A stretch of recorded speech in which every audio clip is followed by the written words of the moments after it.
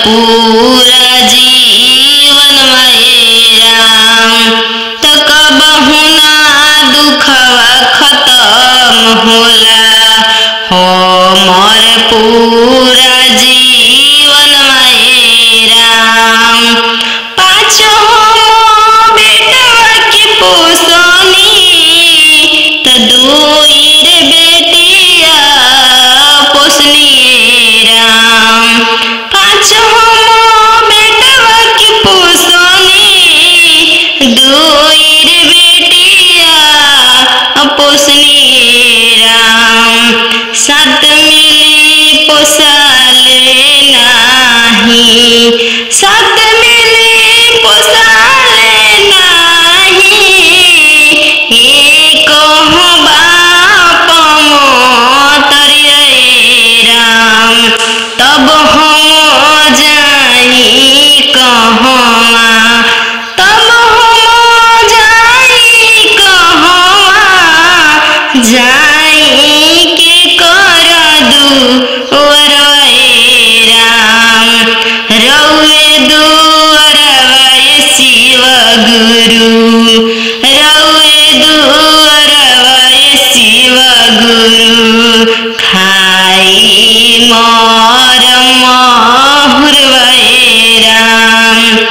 रउए दुअरवा शिव गुरु खाई मोर महुरवा राम।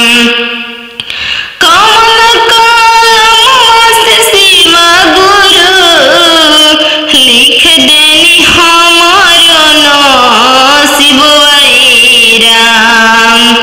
कमल कलम से शिव गुरु लिख देनी हमारो नसीबवा राम।